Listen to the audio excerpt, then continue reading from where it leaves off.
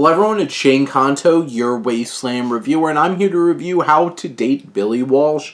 And this is a new British teenage rom-com coming your way from director Alex Pillai, and this is coming to you on Amazon Prime.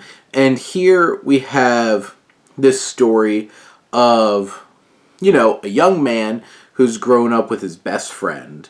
And they've been so close their whole entire lives. And he's madly in love with her.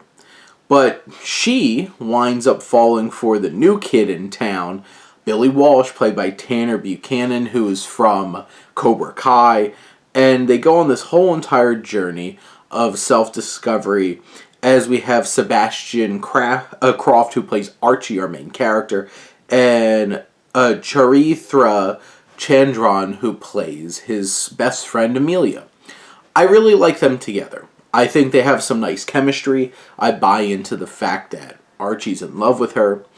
It's just, what's challenging is it's one of those stories where he has 50 million different opportunities to say something. He's just that kind of character that's just like, nope, not going to take this opportunity, even though she's completely spelling it out.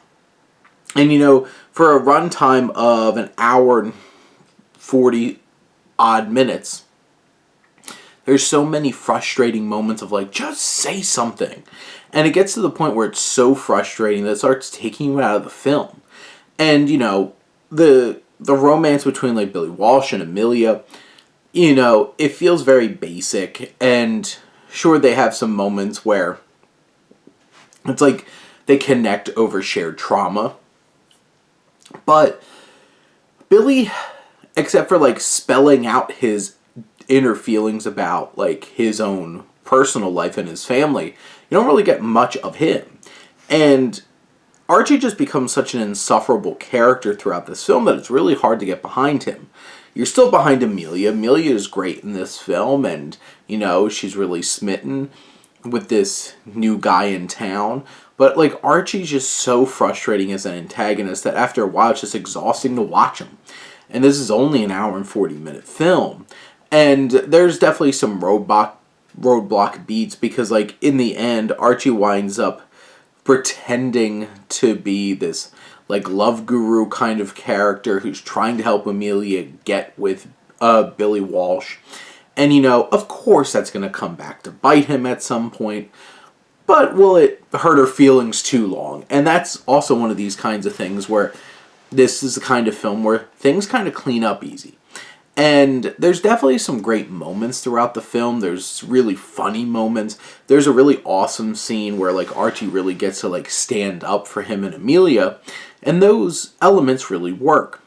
It also has a lot of moving pieces from Amelia's dad and her deceased mom, and then Archie and his parents, and Nick Frost is just like his driver going around, and all these other characters trying to balance everything. It's pretty well stuffed. It's entertaining. It's engaging in that way, but it does definitely feel like it drags after a while. And there's moments where it's just like, of course, come on, just move along with it, because you know the exact beats that are going to happen in this film, leaving it also not very fresh or interesting in that way. But just trying to navigate this film where there's also some fun, like, animation on screen to bring some of the storytelling to life, and those little elements are appreciated, add some color to the film and engagement. But in the end, this film has just as many, like, really wonderful moments as it has beats that are just so frustrating to process. So it kind of all comes out in the middle, and this is a okay, fine little film that's sitting there on Amazon. And if you love rom-coms, obviously this one's easy for, and you have Amazon Prime, you just click the button and hop right in and enjoy the show.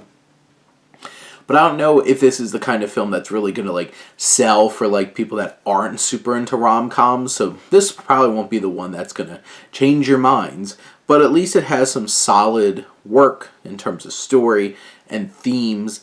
It has a really strong cast. Everybody's really doing a great job with what they're supposed to be doing.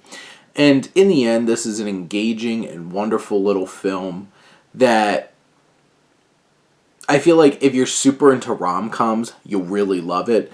If you're not, this is just going to be grating and frustrating after a while. It's great for some, it might be annoying for others, and that's where they're in that weird middle ground for this film that it's hard to recommend specifically unless you are super into rom-coms. But those are my thoughts on How to Date Billy Walsh. Let me know what you think and let's talk some movies. But thank you as always for tuning in and supporting your Wasteland Reviewer.